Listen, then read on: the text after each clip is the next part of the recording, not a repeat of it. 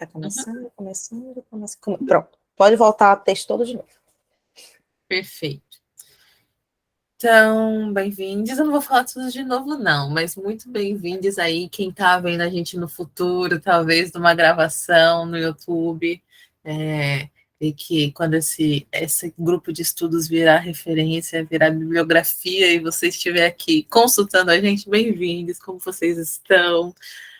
Hoje a gente veio conversar um pouquinho sobre o tema, né? O nosso terceiro encontro hoje dessa sequência de encontros do nosso grupo de estudo.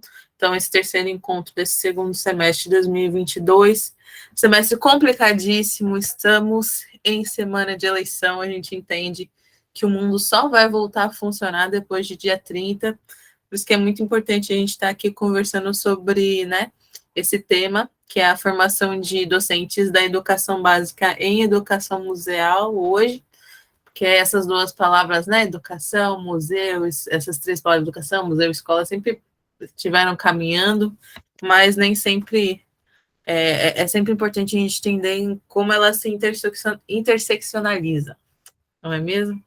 Então, a gente vai ter 3 textos, né, o do Larossa, que é Nota sobre a Experiência e o Saber de Experiência. A gente vai ter da Nilma Lino, que é Atenção, Regulação, Emancipação, Produção de Conhecimentos e Saberes. E a gente também vai ter um pouco da conversa da Política Nacional de Educação Museal. Em especial, os trechos 2 e 3 de 2018. Eu acho que aí também a Mona ela vai trazer um pouquinho esse relato, né? Da experiência que ela teve com o curso O Poder dos Museus na educação, práticas de educação museal na escola. Então, ela vai poder trazer um pouquinho disso para a gente. Eu devo admitir que não lembro quem vai ser o debatedor de cada texto, mas aí, quando a gente chamar, né, os debatedores, pode falar sobre o próximo texto, o nome, e começar. Cada uma vai ter 10 minutos, né, de explanação, depois a gente abre para 3 minutos, mas eu acho que nosso número aqui não é tão grande, não vai precisar de um controle tão grande de tempo, né? Só para a gente não se exacerbar na conversa, mas, né, sempre cuidando para que a discussão não se esgote. Então vamos lá? Vamos começar? Quem quer ser a primeira debatedora? A gente não combinou, né, Lília? Quer que eu comece?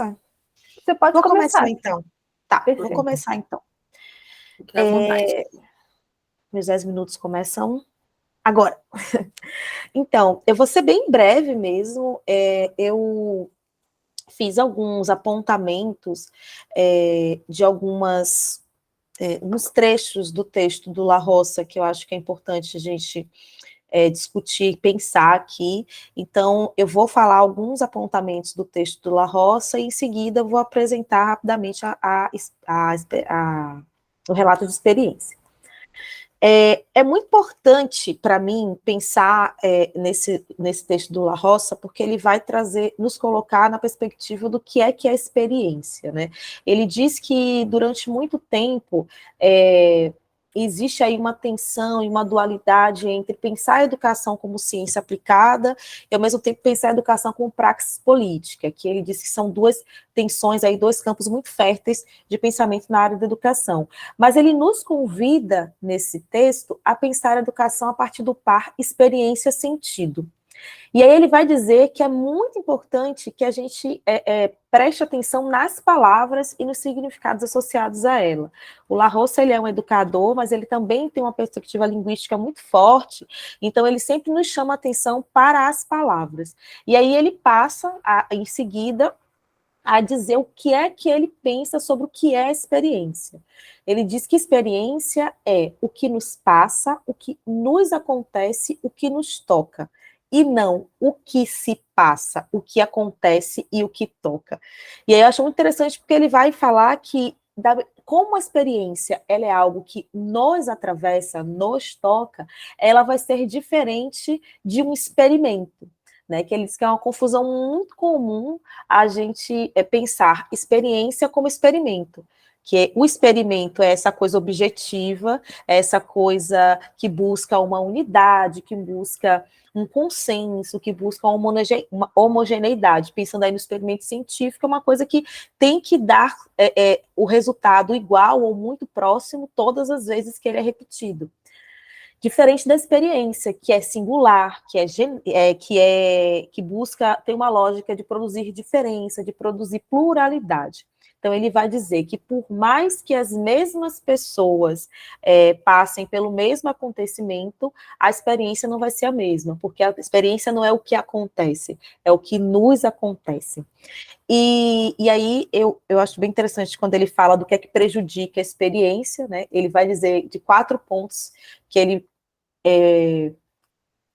identifica na sociedade contemporânea que prejudicam isso que ele está chamando de experiência, que é isso que nos passa, e que quando nos passa, nos forma e nos transforma.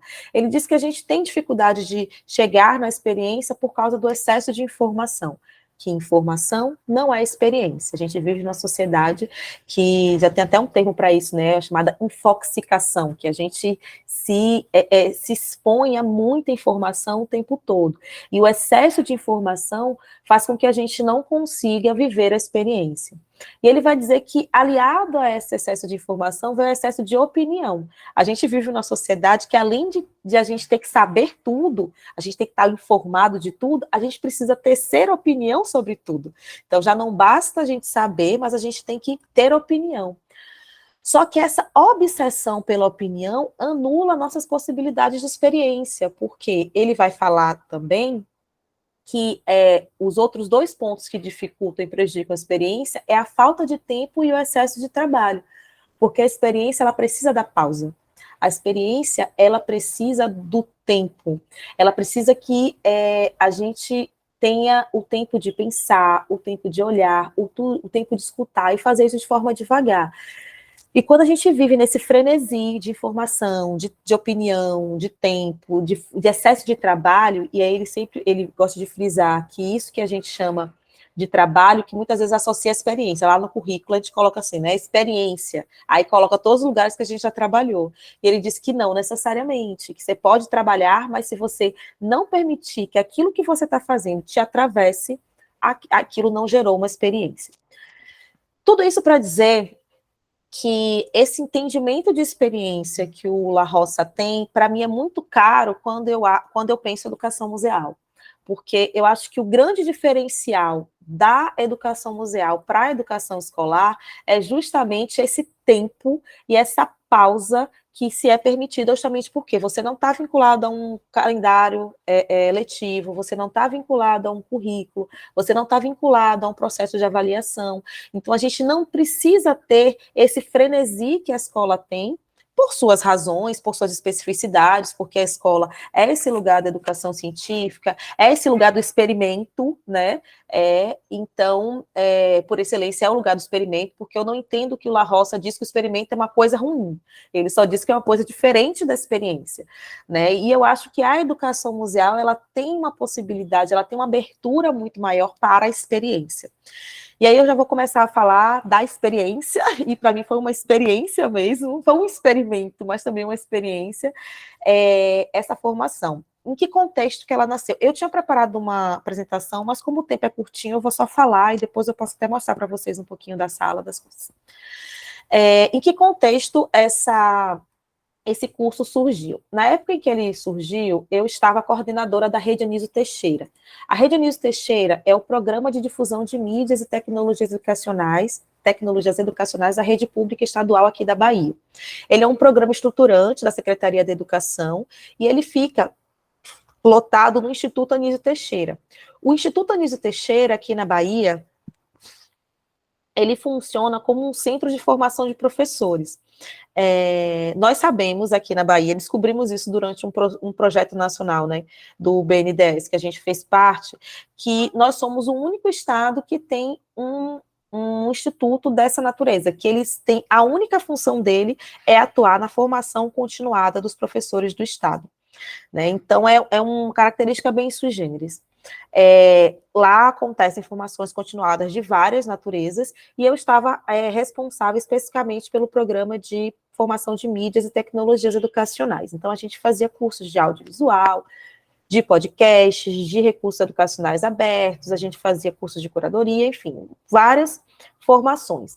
Quando eu cheguei para coordenar esse programa, eu cheguei com uma expertise diferente, por ser museóloga, por trabalhar com educação museal. Eu trouxe algumas perspectivas diferentes, mas eu estava dentro da Secretaria de Educação e num instituto que forma professores, docentes da educação básica, da educação escolar. Então, trazer a perspectiva da educação museal, eu não diria que teve uma resistência, não chegou a ser uma resistência, mas digamos que teve um estranhamento, né, da diretoria quando eu ofereci que a gente pudesse também discutir educação museal. Eu fiquei nesse cargo por 1 ano e meio, e durante o primeiro ano eu não consegui implementar por vários motivos. Um deles foi que a gente estava em plena pandemia, então milhares de coisas acontecendo, a gente estava com ensino remoto, a gente tinha que formar os professores. A rede pública da Bahia hoje tem em torno de 30 mil professores, então a gente tinha que formar todos esses professores para a utilização das salas de aulas que seriam utilizadas no ensino remoto, então a gente não tinha muito mais o que fazer além daquele atendimento emergencial para o ensino remoto. No segundo ano, quando a gente já teve o retorno das aulas presenciais, já conseguiu voltar um pouco mais para as nossas atividades mais habituais, eu fiz a proposta da gente oferecer esse curso e a diretoria acolheu. Eu coloquei no nosso programa, no plano de trabalho anual, e eu já previ que a gente teria 2 edições, uma em maio, considerando a Semana dos Museus, e outra em setembro, considerando a Primavera dos Museus, porque, por conta desse estranhamento, a associação com essas datas, essa data comemorativa maior, né, uma celebração nacional proposta pelo IBRAM, foi um suporte argumentativo importante para que a diretoria acolhesse a proposta do curso. E aí o curso foi acolhido, e aí na primeira edição do curso, a gente fez essa associação com o tema da Semana de Museus, e o tema era o poder dos museus. A gente trabalhou com o poder dos museus na educação, e a proposta era trabalhar práticas de educação museal na escola.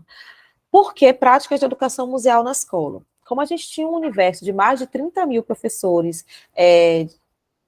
separados, né, situados, digamos assim, em 417 municípios, e muitos desses municípios não têm museus, não têm espaços de memória, existia um lugar comum de que se o lugar não tem museu, não tem como fazer educação museal.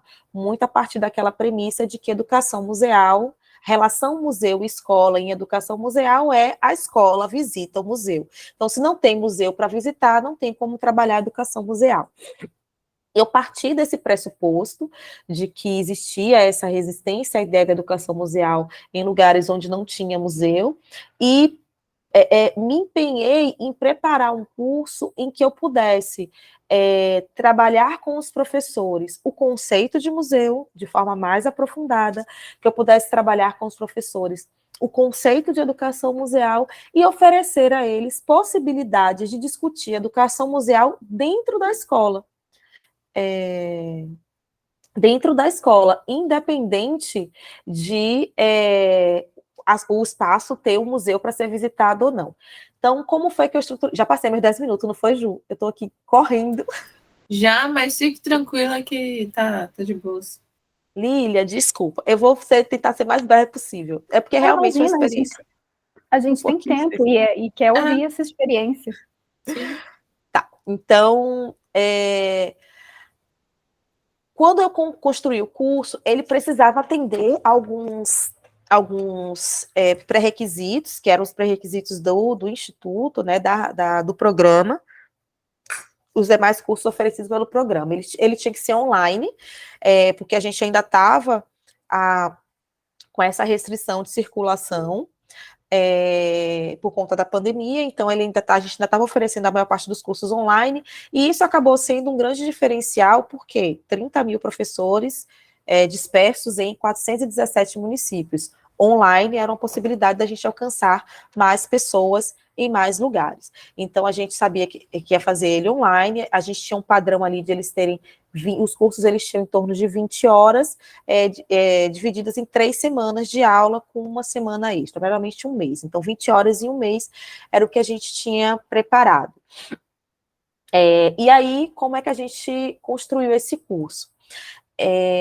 O curso ele teve 4 módulos. No primeiro módulo, a gente discutiu, foi um módulo de alinhamentos conceituais.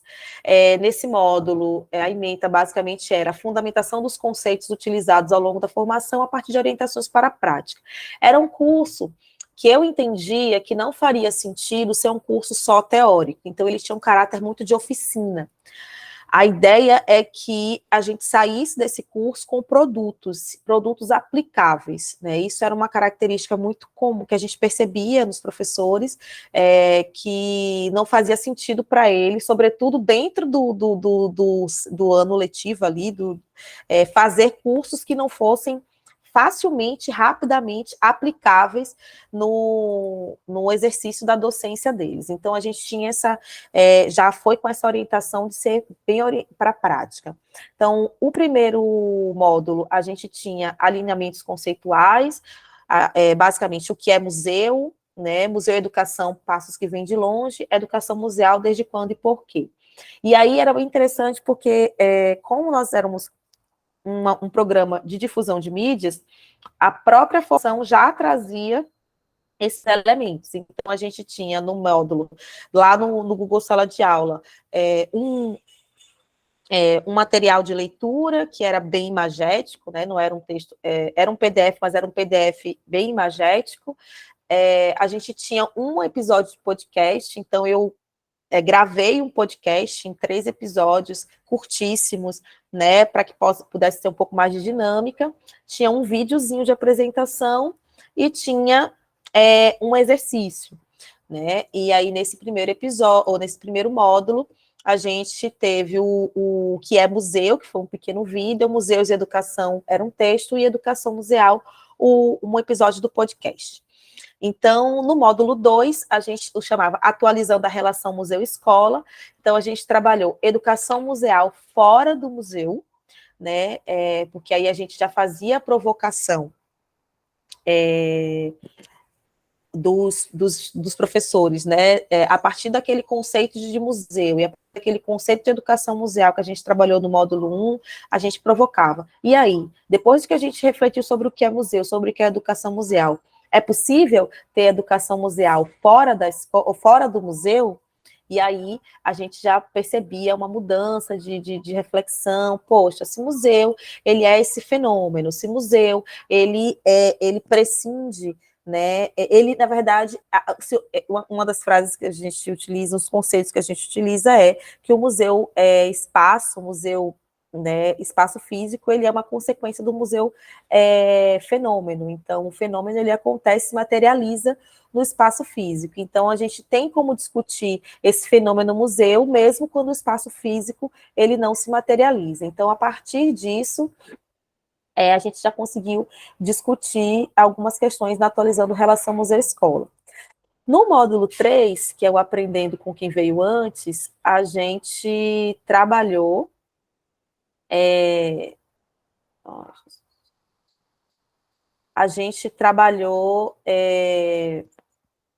Aprendendo com quem veio antes, a gente trabalhou com relatos de experiência. Então, eu peguei vários relatos de experiência, sobretudo no Banco de Boas Práticas do Ibermuseus, e relatos de experiências também de museus brasileiros e tal. E nós trabalhamos possibilidades e recortamos 3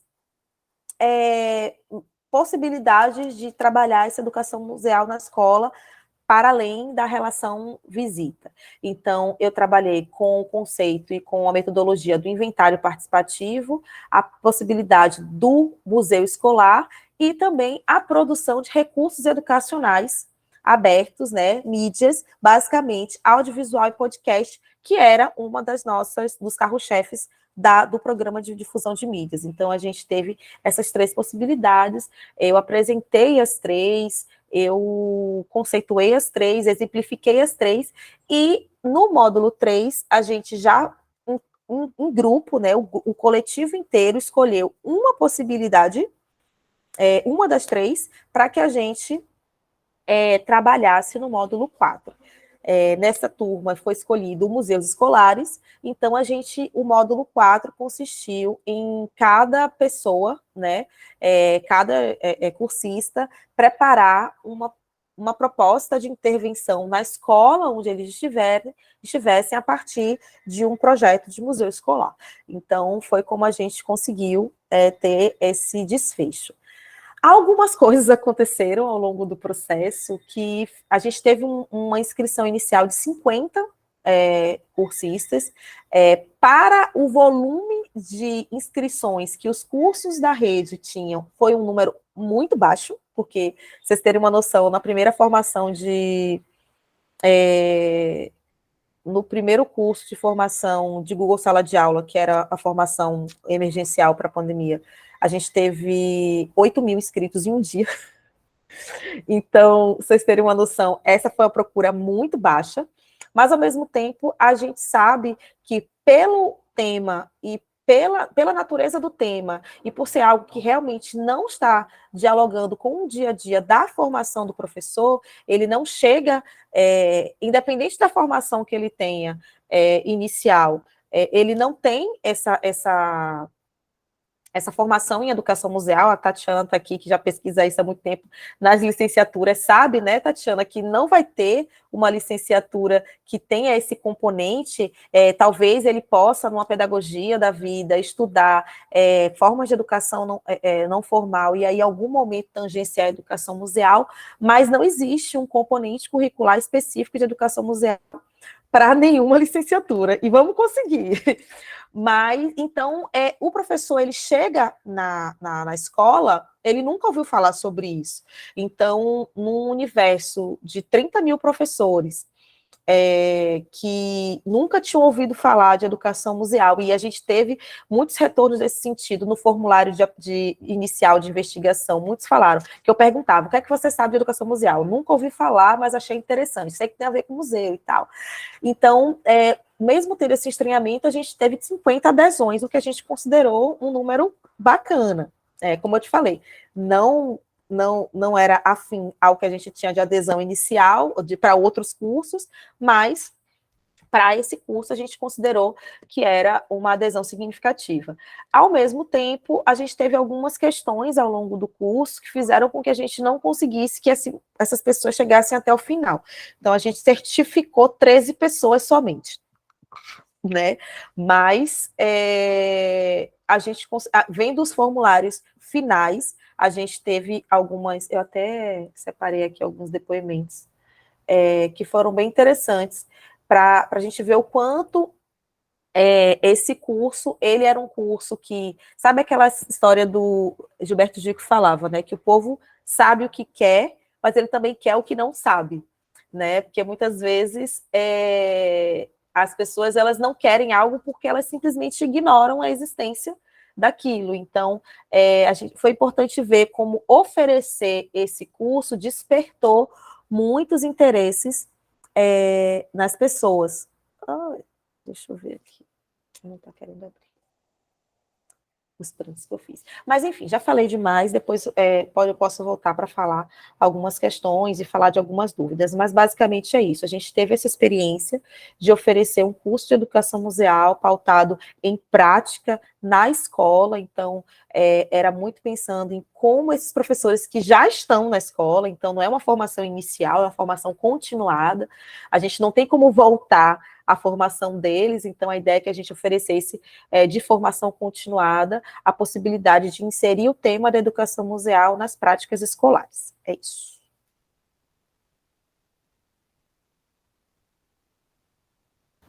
Eita, pronto. Muito legal essa contra, né? Esse caminho contrário, assim, né? Não da educação museal nas escolas, né? Depois eu vou contar uma experiência também que eu tive esses últimos dias conversando sobre um pouco sobre o museu dentro das escolas mesmo. Muito obrigada por ter trazido a sua referência e esse resumão maravilhoso do livro desse livro do Larossa, desse texto do Larossa, na verdade, que é o Nota sobre a Experiência e o Saber da Experiência. Muito legal mesmo. Acho que dá para a gente aplicar em várias coisas.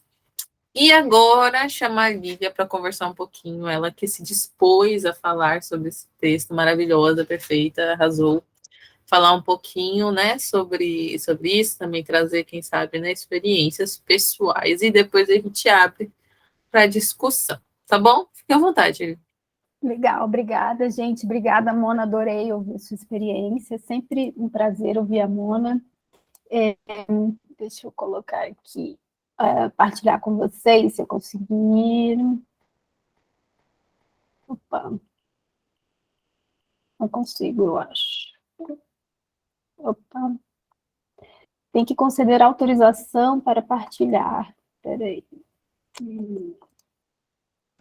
Vamos ver se eu consigo. Talvez, Mona, tenha que...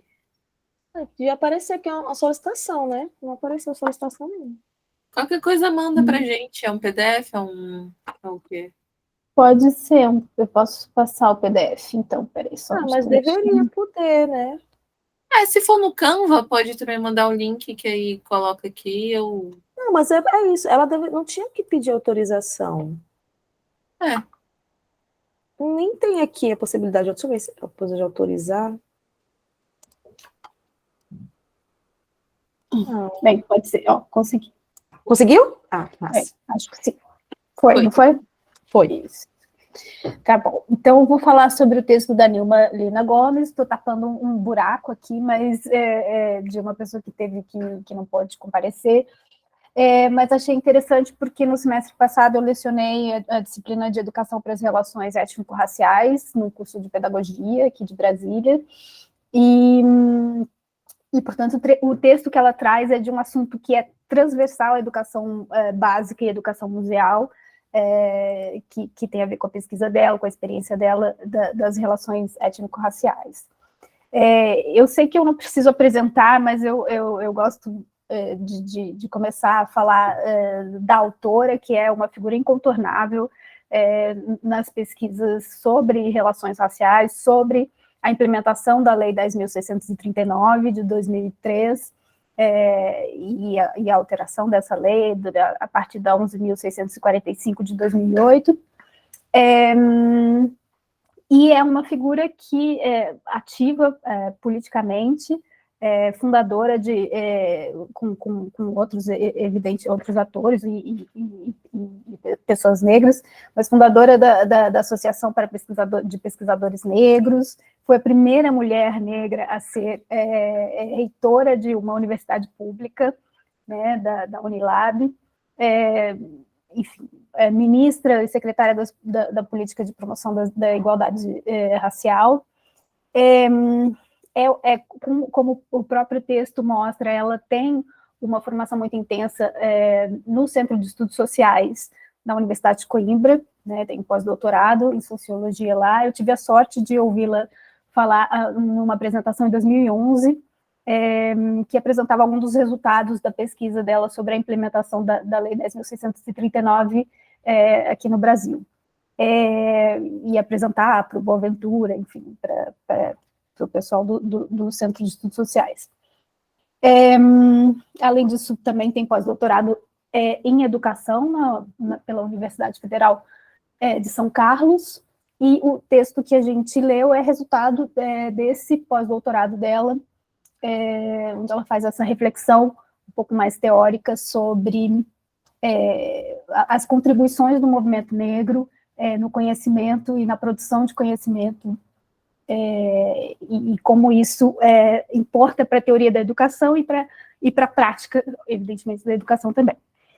Então, a gente leu o capítulo 4, que está dividido basicamente em 5 sessões, né? O argumento, ela se concentra, enfim, na introdução ela pavimenta toda a teoria, todos os conceitos do pensamento decolonial que ela traz para pensar a questão da produção de conhecimento, né, tentando refletir sobre essa dicotomia, eu partilho assim, essa dicotomia entre as ideias de conhecimento e saber, né, que levam a essa hierarquização do conhecimento e uma minoração do que seriam saberes que não são fundamentados nessa lógica da ciência moderna.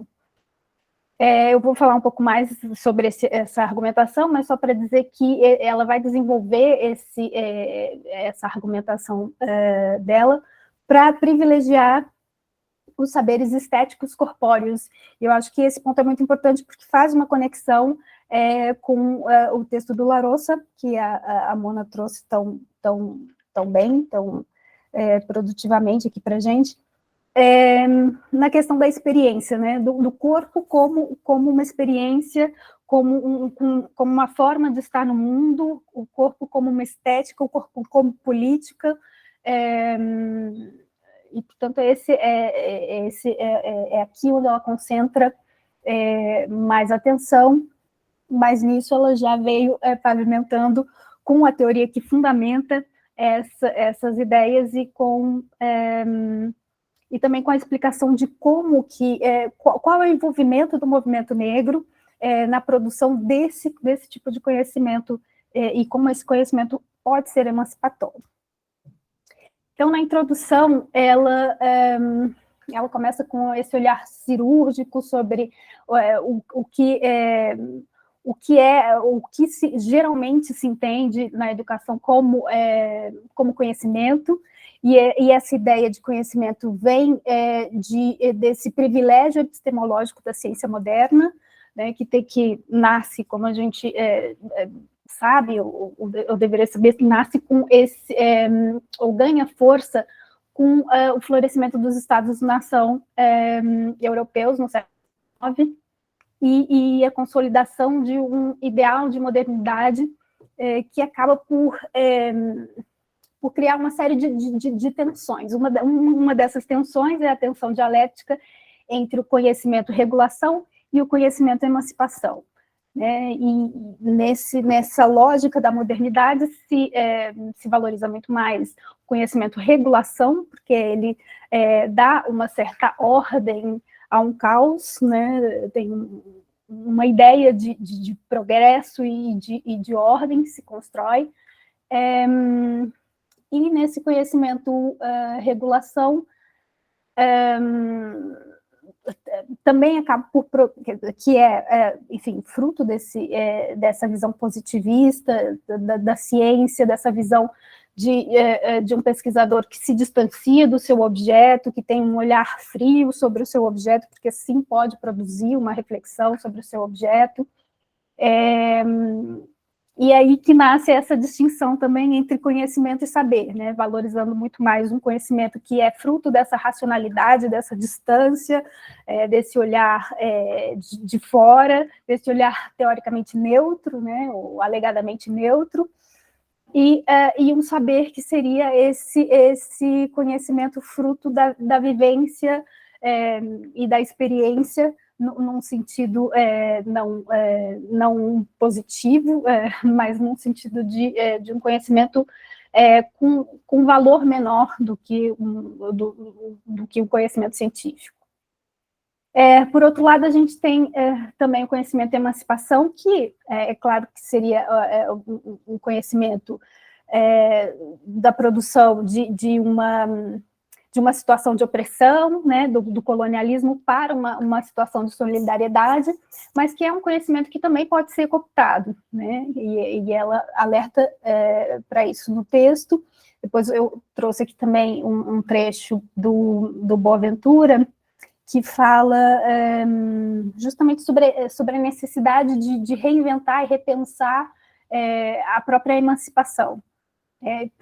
Justamente porque se pensa que essa ideia de emancipação, como foi construída a partir da teoria pós-moderna ou do pós-estruturalismo, de alguma forma eles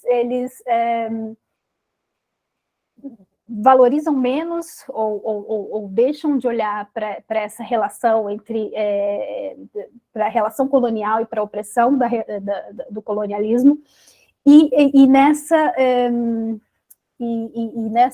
nesse desvio, nessa emancipação sem essa consideração mais profunda sobre a questão colonial, também se cai numa emancipação que não produz, de fato, uma solidariedade, e que produz, de alguma forma, também alguma hegemonia, né? Enfim, a Nilma Lino Gomes, ela não vai tão a fundo nessa questão nesse texto, mas ela traz algumas referências interessantes do Boaventura para a gente pensar sobre isso. E o interessante do texto dela, e na introdução, onde ela já vai apresentando toda essa problemática, é que ela traz também algumas possibilidades que a gente tem para tentar fazer, ou para criar alternativas a esse modelo, e a esses modelos, né? Tanto o modelo de uma ciência mais positivista, de um pensamento mais positivista, como também do pensamento pós-moderno e pós-estrutural, né? E seria a partir da produção de um conhecimento prudente, ou seja, um conhecimento que, por um lado, critica a razão indolente, ou seja, critica a ontologia realista, a forma de ver o mundo sem se perceber outras possibilidades, que outros mundos poderiam existir.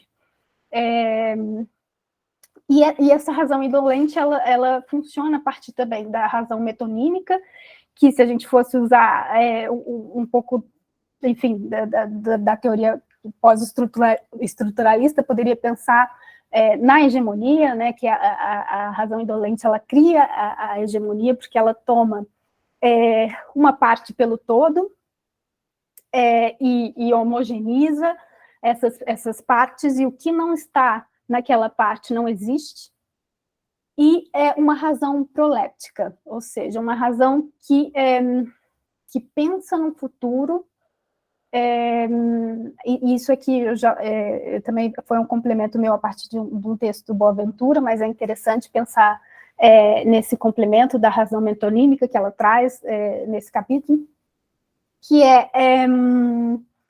a gente pensa que sabe o futuro, né? E essa razão indolente pensa que sabe o futuro, e o futuro é o progresso, é o desenvolvimento econômico, e o futuro é muito maior do que o presente, né? Então, por um lado, essa razão indolente, ela diminui o presente, porque diminui as possibilidades que existem no presente, as formas de saber que existem no presente, tomando uma parte pelo todo e apagando as demais, e estica o futuro, porque se pensa que o futuro é aquilo, e enquanto no pensamento decolonial se propõe o contrário, que a gente estique o presente e deixe o futuro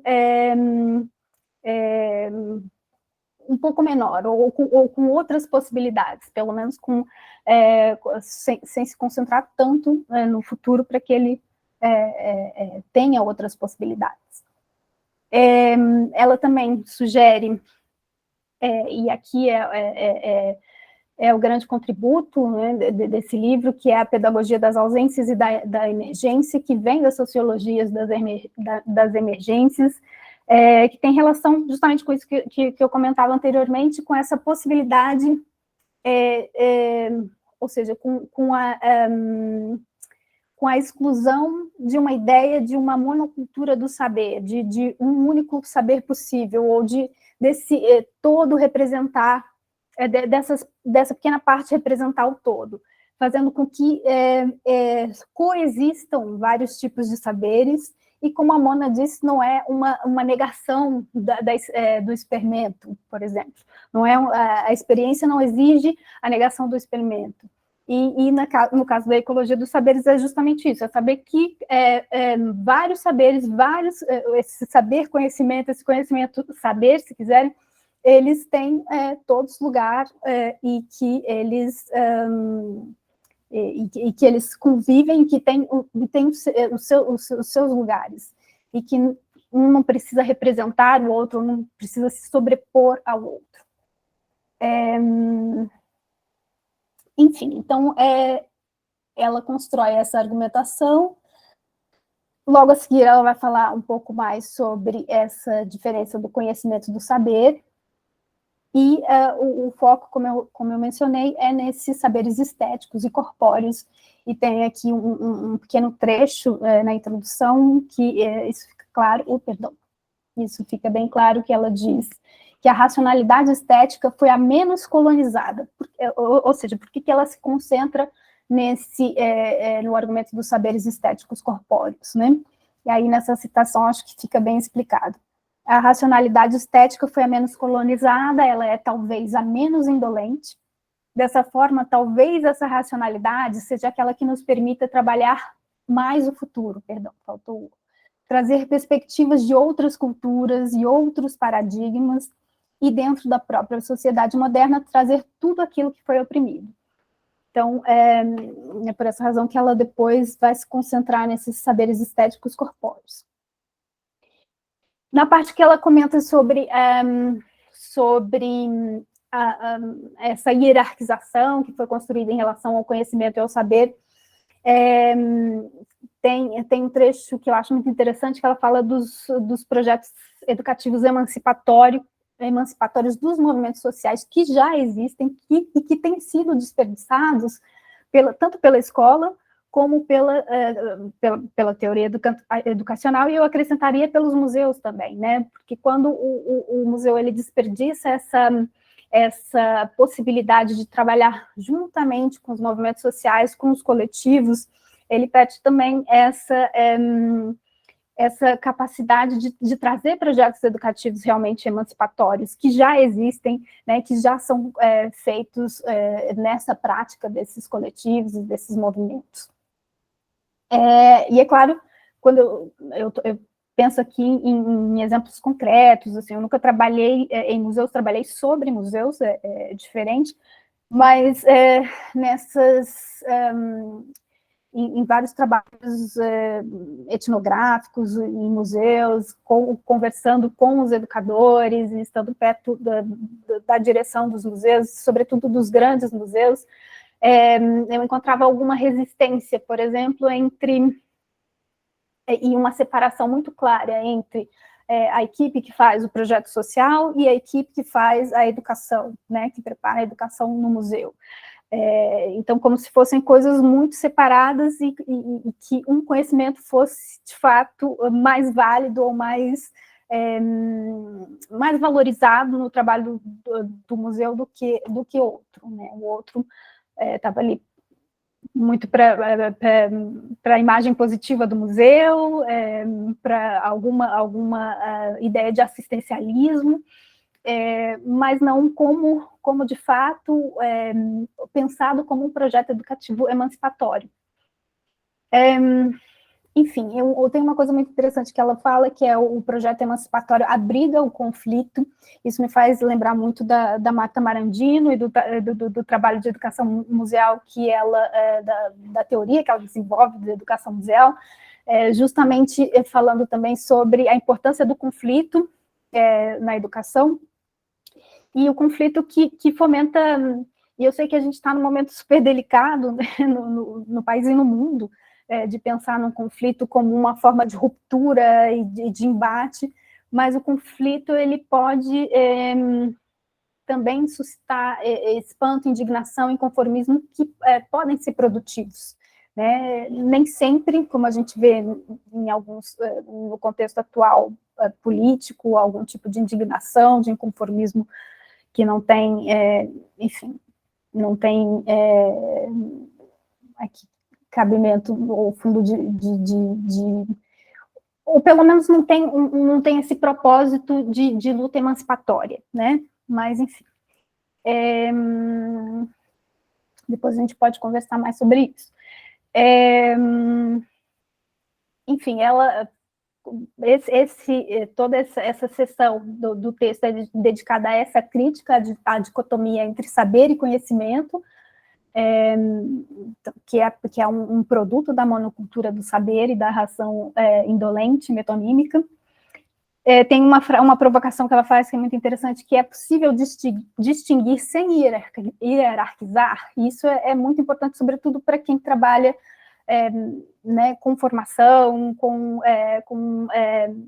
a necessidade, às vezes, eu ouço muito dos alunos que, isso não foi muito didático, ou porque não está separado nas caixinhas, porque né, não está apresentado de uma forma que muitas vezes suscita essa hierarquia, ou essa ideia de hierarquia. Então, enfim, é uma provocação que ela faz, mas a resposta que ela dá é sim. E aí ela cita o Boaventura de Souza Santos, que eu vou ler aqui, que eu acho que é um trecho muito relevante, que o conhecimento implica uma trajetória, uma progressão de um ponto ou estado A, designado ignorância, para um ponto estado B, designado saber. As formas de conhecimento distinguem-se pelo modo como caracterizam os dois pontos e trajetórias que conduz um ao outro. Não há, pois, nem ignorância geral e nem saber em geral. Cada forma de conhecimento reconhece-se num certo tipo de ignorância, a qual, por sua vez, é reconhecida como tal quando em confronto com esse tipo de saber. Faltou um tempo. Todo saber é saber sobre uma certa ignorância, e vice-versa. Toda ignorância é ignorância de um certo saber. Então, é muito interessante que ele tenta desconstruir essa dicotomia pensando num outro conceito de conhecimento. Eu trouxe também depois um trecho que a gente pode voltar a isso depois, mas que explica um pouco melhor a questão da razão metonímica e da razão prolética, mas a gente fala sobre isso depois, se vocês acharem relevante. Numa segunda seção do texto, ela vai falar sobre os saberes produzidos pelo movimento negro, e esses saberes, na verdade, não são tanto produzidos pelo movimento negro, são sistematizados pelo movimento negro, né? Eles são produzidos por pessoas negras, por mulheres e homens negros, e sistematizados pelo movimento negro. E ela diz que trata-se de uma forma de conhecer o mundo, da produção de uma racionalidade marcada pela vivência da raça numa sociedade racializada desde o início da sua conformação social. Significa a intervenção social, cultural e política de forma intencional e direcionada dos negros e negras ao longo da história, na vida em sociedade, nos processos de produção e reprodução da existência. E ela divide esse conhecimento, que não é que existe essa divisão tão delimitada, né? Porque a gente vai ver que no texto esses saberes eles se sobrepõem, né? Não são exatamente tão bem delimitados, mas para melhor compreensão, ela divide em três, né, que são os saberes identitários, e é muito comum hoje em dia a gente ouvir críticas dizendo que é como se o identitário fosse algo menos importante, menor, mas eu confesso que penso que vem de uma certa ignorância sobre o próprio conceito de identidade, né? Mas se usa muito, se ouve muito essa crítica a uma esquerda identitária, enfim. Depois a gente também pode discutir um pouco mais, mas nos saberes identitários, o que ela traz? Ela traz o que foi esse conhecimento, esse processo histórico do movimento negro de trazer a questão racial para o debate na sociedade, para o debate na academia, né, nas universidades, na pesquisa, que conseguiu uma institucionalização da ideia de cor e raça, né, no IBGE, que hoje é muito comum.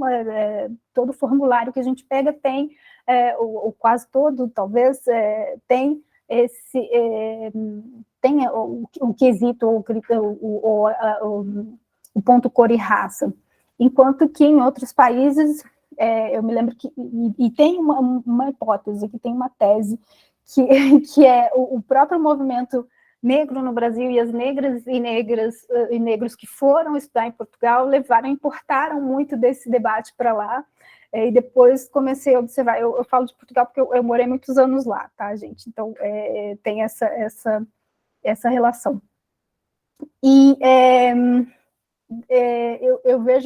eu via no começo, cheguei lá em 2004, fiquei até 2014, depois fui para a Inglaterra, enfim, mas ainda tenho algumas relações familiares lá em Portugal.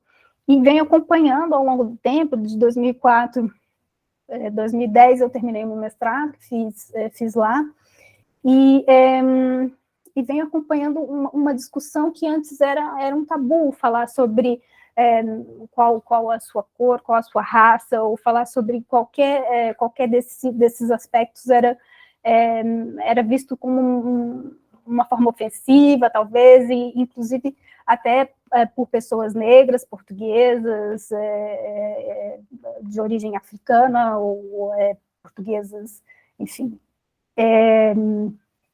brancas, se sentiam de alguma forma, enfim, sentiam que esse assunto era um tabu. E eu vi depois o desenvolvimento desse debate, por exemplo, a questão cor-raça não pode ser levantada em Portugal, ou não podia até pouco tempo, em documentos oficiais, em censos oficiais. Então, eu fiz um trabalho de campo lá e eu não pude perguntar ou colocar no meu questionário uma questão sobre cor, raça para as pessoas, porque não era possível armazenar esse tipo de informação. E hoje em dia se discute muito isso, e a importância desse dado para se pensar políticas públicas, para se pensar e para se mostrar efetivamente práticas racistas e como o racismo opera e as desigualdades. Então, vem sendo uma luta do movimento negro lá implementar institucionalizar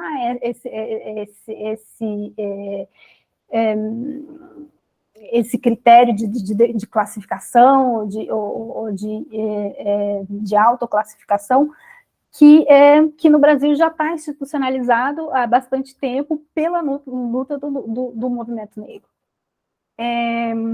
Depois, os saberes políticos, né? Ou seja, todas as políticas públicas, a gente falou sobre a Lei 10.639, mas também tem o Estatuto da Igualdade Racial, também a Lei de Cotas, toda uma movimentação política, né, que vem sendo construída também pelo movimento negro, que é uma forma de saber, e é uma forma de saber que tem consequências muito práticas e muito evidentes, né, na vida social. E os saberes estéticos corpóreos, que depois onde ela vai se focar, que fala sobre o corpo como forma de expressão, como superação da visão exótica e erótica das pessoas negras, sobretudo das mulheres negras. Fala sobre, claro, o saber estético corpóreo como arte, como religião, mas para além disso, como forma de viver o corpo e o mundo, como essa forma de experiência, com esse aspecto que a Mona trazia para a gente da experiência como tempo para olhar, como tempo para sentir, né, como tempo para experienciar através do corpo. Já estou terminando, prometo. O corpo, depois, na seção 4.3 até 4.5, ela vai ainda aprofundar mais as questões dos saberes estéticos corpóreos, enfim, fazendo essa relação desses conhecimentos, né, porque esse saber estético corpóreo é também um saber identitário, né, talvez o aspecto mais evidente da identidade que aparece, mas é também uma ação política, né, é uma ação que de alguma forma combate representações racistas, né, o fato de haver cada vez mais pessoas negras a ocuparem cada vez mais posições em diversos espaços sociais, vai superando de alguma forma esses pensamentos é claro que não sem bastantes reações, né, como a gente tem visto, mas vai superando também essas ideias de corpo indisciplinado, de corpo lento, de corpo fora do ritmo, um corpo que não aprende, o corpo violento, e essas representações, elas aparecem muitas vezes, infelizmente ainda continuam a aparecer nos relatos de estudantes, né, do ensino básico. A gente vê de vez em quando notícias de professor que falou alguma coisa em relação ao cabelo de algum aluno, ou em relação ao, enfim, a representação, que não pôde participar de determinado papel numa peça porque não correspondia ao ideal de corpo desse papel. Então, ainda existe, ainda permanece, ela discute isso, que ainda sobrevive esse legado, tanto do racismo científico, como dessa ideia de democracia racial, que de alguma forma dificulta, né, esse debate sobre as questões raciais no Brasil.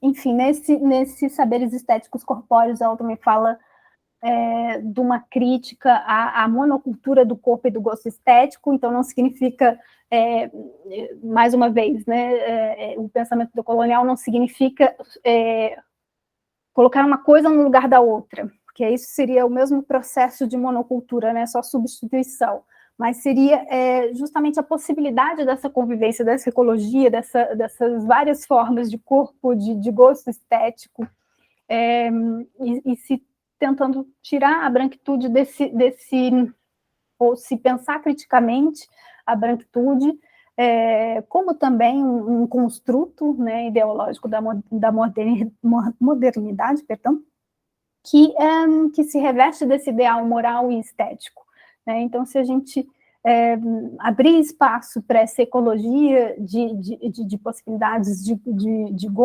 corpos e gostos estéticos, a gente constrói uma sociedade muito mais rica. Fala da beleza negra no sentido simbólico e político, né, da negritude, do reconhecimento da história, da cultura, da humanidade dos povos africanos e seus descendentes,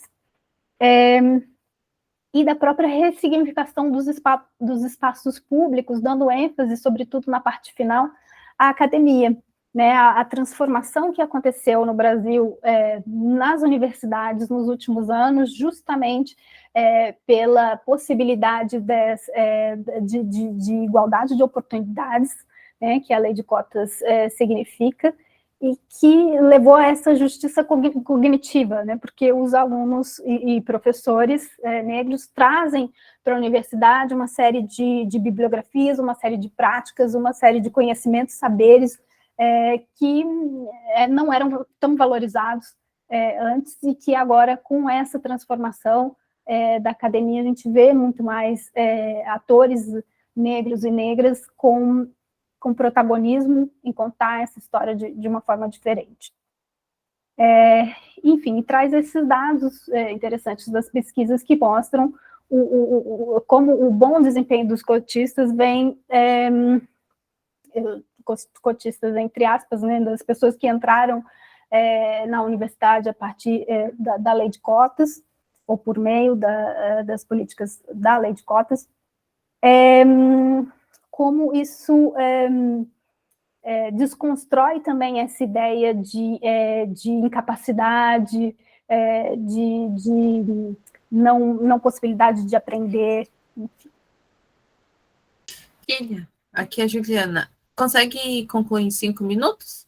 Menos que isso. Aí estou aqui no final, que é justamente como esses saberes estéticos corpóreos, o museu e a PNEM se relacionam. Eu trago aqui uma concepção de museu muito menos interessante do que a Mona trouxe, que abre a possibilidade para pensar o museu como fenômeno, o museu como processo, mas eu trago a versão, ou a tradução preliminar dessa nova definição de museu do ICOM, que já, ou do ICOM, se quiserem, mas que já que tem, enfim, introduzida uma série de questões que a gente vem discutindo e que o texto traz também sobre a importância da diversidade, da sustentabilidade num sentido mais amplo, de sustentabilidade, de acessibilidade, da participação das comunidades, uma coisa que eu não mencionei, mas que a Nilma Lino Gomes traz no texto,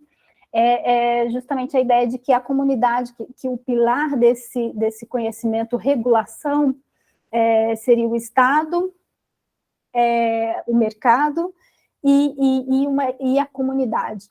Mas a comunidade dentro dessa produção de conhecimento, ela também é uma das que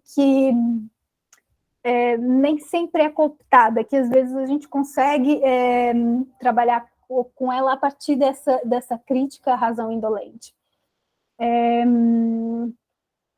Enfim, e essa ideia de experiências diversas, né, nessa concepção de museu do ICOM.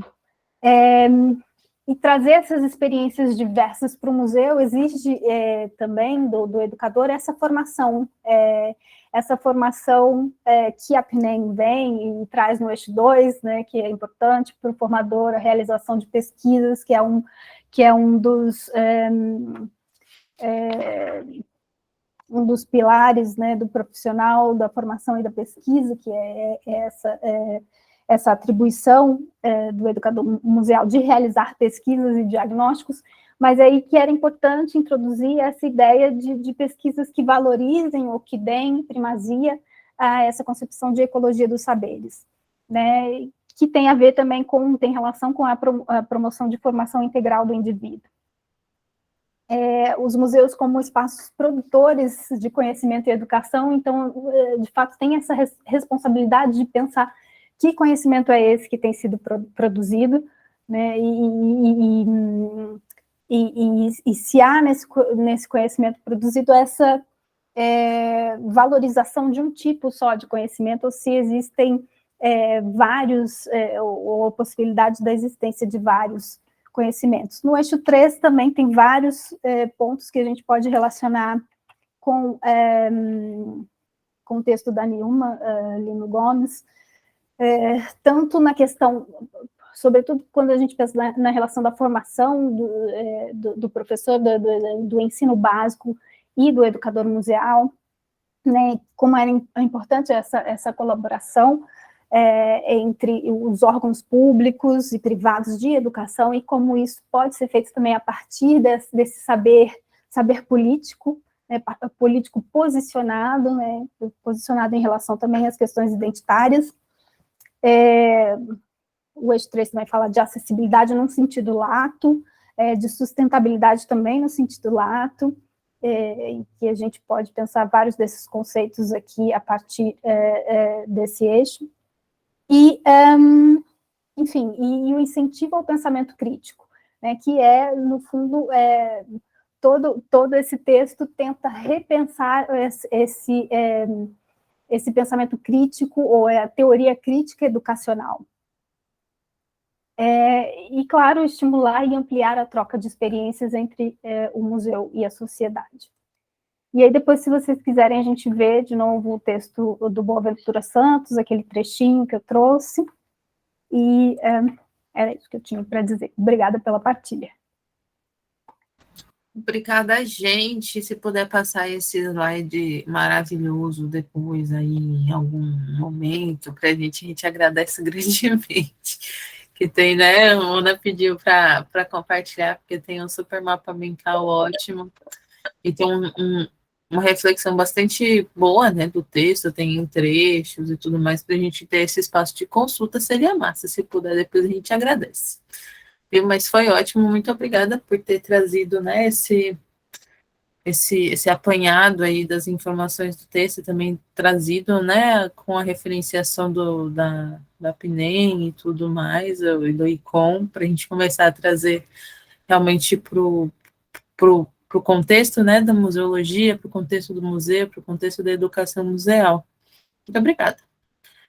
E agora eu vou abrir para quem quiser falar, né, trazer alguma coisa que saltou aí durante as falas, se alguém quiser contribuir com alguma questão também, questões são bem-vindas, perguntas são sempre bem-vindas também, estamos aí. Quem quer começar falando?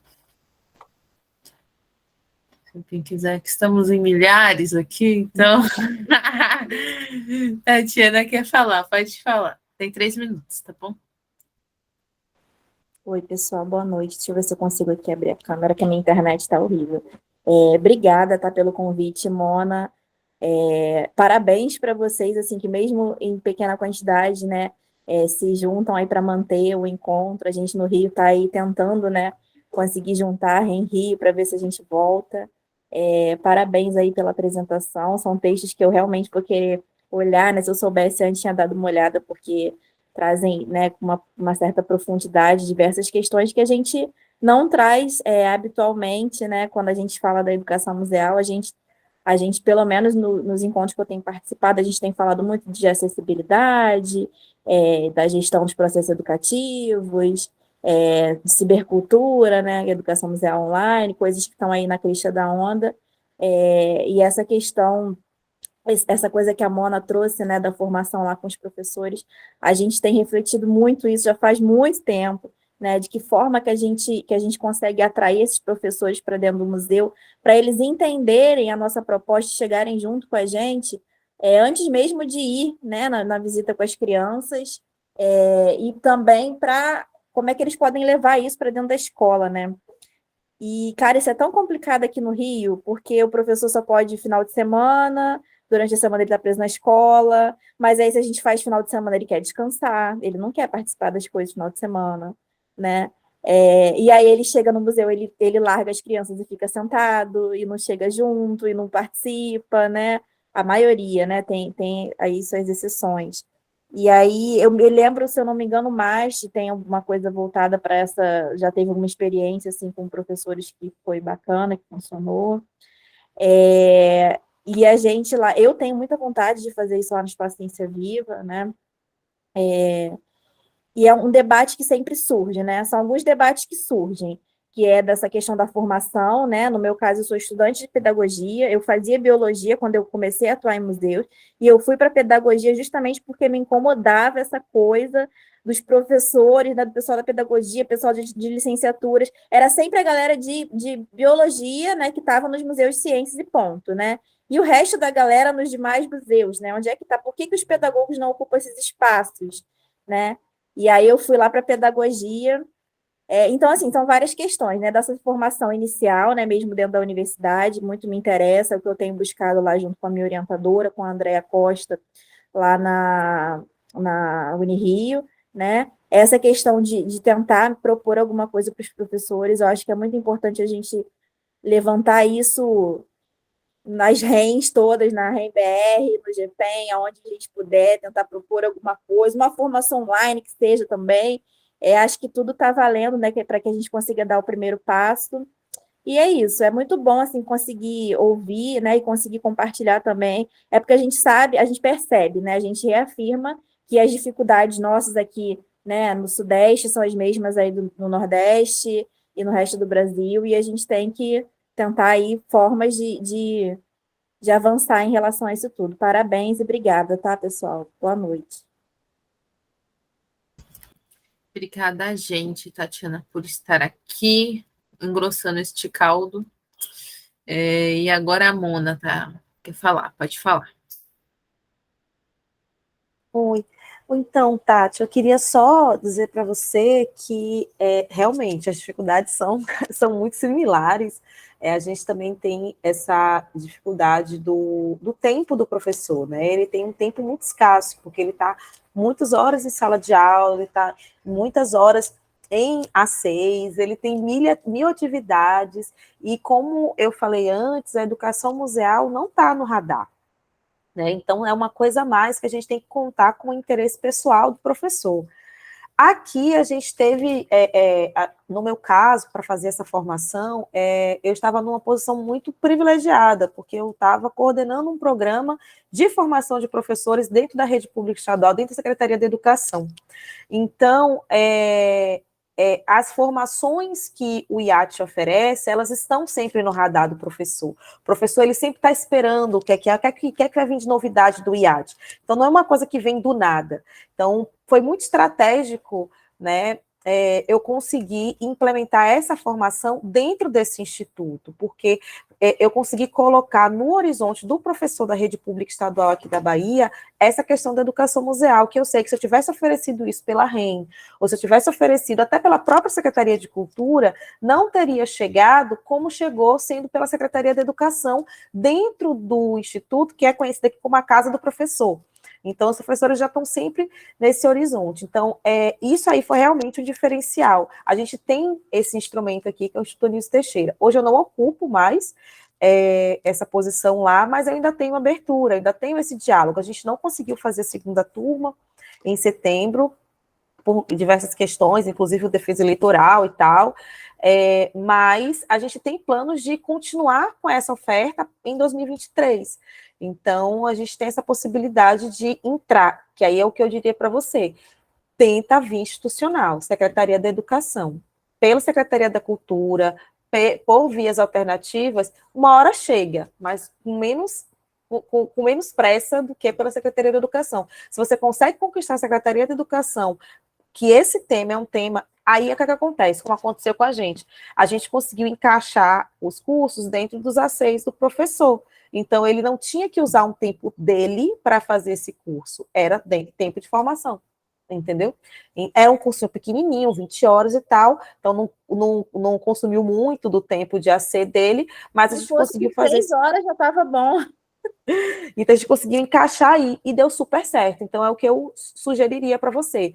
Tenta pela Secretaria da Educação, porque vira uma demanda para o professor. E aí, claro, alguns vão achar horrível, mais uma coisa para fazer. Outros que nunca tinham ouvido falar disso vão se encantar e já vão ajudar engajando nisso aí. É o que eu sugiro. Obrigada, Mona. Vou lançar lá no grupo da REM Rio, levantar a galera lá.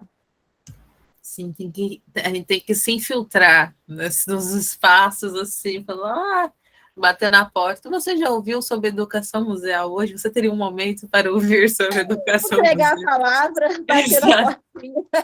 A palavra é essa mesmo, se infiltrar, né? Eu estava lá, mas eu estava fazendo uma outra coisa, eu coordenava um programa de mídias, de difusão de mídias e tecnologias educacionais, meu papel lá era trabalhar com tecnologias educacionais, com mídias, mas eu fui, não, gente, museu também é mídia, até conseguir chegar, né, e emplacar o tema lá. Como eu falei, teve um estranhamento no início, mas uma hora a coisa aconteceu. Sim, massa. Rafa, quer falar? Pode falar, fica à vontade. Olá, minha gente, boa noite. Estão me ouvindo, então, né? Estou vendo que tá, meu íconezinho tá... Olhando para você. Boa noite, boa noite. Parabéns para as pessoas que apresentaram os textos, foram muito, muito boas. Especialmente Lilian, né, que deu uma grande... aprofundou, né, os pontos trazidos pela Lina. Tá falando aqui, tá? Debaixo de... ok.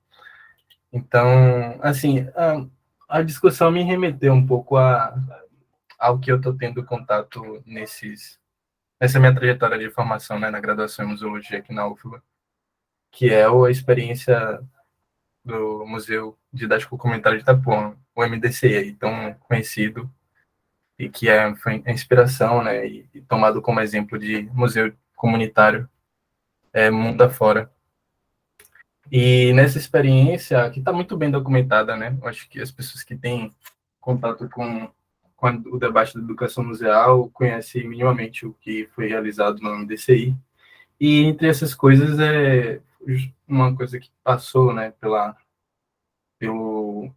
fez parte, na verdade, dessa experiência, foi justamente a formação, não de professores, né, diretamente, mas de alunos do magistério, né? Com a disciplina de museologia mesmo. Então, foram várias turmas, né, que tiveram um contato direto com as discussões da museologia. eu tô tendo contato com esse parte do material que ainda que ainda está conservado, né, nessa dependência da escola, do Colégio Lomanto Júnior, e dá para ver um pouco dos resultados, né, do que era refletido dentro nas turmas, como a discussão sobre museu, patrimônio, educação museológica, né, enfim. E, ou seja, é uma experiência muito rica, assim, de como pensar o debate da educação voltada aos espaços museais, né, não com esse termo ainda, mas educação voltada para a questão dos museus e do patrimônio, já na formação primária, né, de muitas pessoas. Isso no contexto de uma escola, de um bairro muito conhecido, né, que é o Itapuã, que tem uma população também numerosa, e acho que vale muito a pena conhecer, né? Hoje atualmente ainda é realizado atividades com o acervo, mas não com o museu, né, porque o museu foi descontinuado. E o professor Fernando, que é professor de história dessa escola, que ainda tem contato, e foi ele que, inclusive, encontrou esse acervo e começou a realizar vários trabalhos e tentar, de forma intuitiva, né, e com a ajuda de alguns bolsistas do PIBID, na verdade, conseguiu realizar também outros trabalhos, né, relacionando esse seu acervo a discussões em sala de aula e ao contexto, né, do bairro, remetendo à história, à memória, à identidade, ao patrimônio. Então, tem uma experiência muito boa aí que tiveram desdobramentos, né, tomaram rumos diferentes, mas que é muito interessante para a gente pensar essa questão da formação do docente, a formação dos sujeitos, né, para essa voltada para a educação museal. Eu estou nesse processo para poder entender isso também. Muito boa discussão. Sim. Que massa a experiência, Rafa. A gente também está tendo uma experiência, né, na ACC, de fazer essa questão da museologia na ACC em enfermagem, né? A gente está fazendo. Sim, sim. A gente vai fazer uma atividade relacionada à exposição, né, que vai ter. Uma atividade relacionada à exposição dentro, com os alunos, com os alunos, né? Então é bem interessante de pensar nisso também, que é a oportunidade que a gente já tem dentro da graduação de alguma forma estar dentro das escolas, né? Tá bom. Tá bom, Tatiana, muito obrigada por ter vindo. Daqui a pouco a gente também já está encerrando, eu acho, só mais umas falas, aí a gente vai discutindo mais um pouco se precisar, mas daqui a pouco a gente está encerrando também. Só fazer minha contribuição mesmo, que foi muito legal. Eu lembrei de algumas coisas na fala de Mona, né? Na questão da sociedade. Abraços, Tatiana.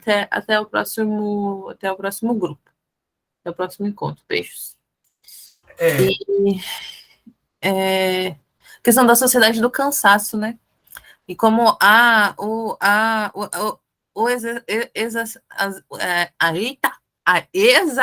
olha, eu quero usar uma palavra difícil, é isso que dá. Como o número assim, enorme de informação, essas informações máximas, assim, muita informação acaba trazendo a desinformação de certa forma, porque é uma questão muito da sociedade que a gente está hoje, né? Que se fala do pós-modernismo, Lilia trouxe também essa sociedade que eu gosto de chamar até da pós-verdade, né? Que é quando a gente consegue ver que a informação hoje, a notícia, a verdade, ela está mais baseada na emoção, no que as pessoas acham, o que é de agrado, do que realmente na ciência, né? Do que realmente no que se tem embasado em teoria mesmo.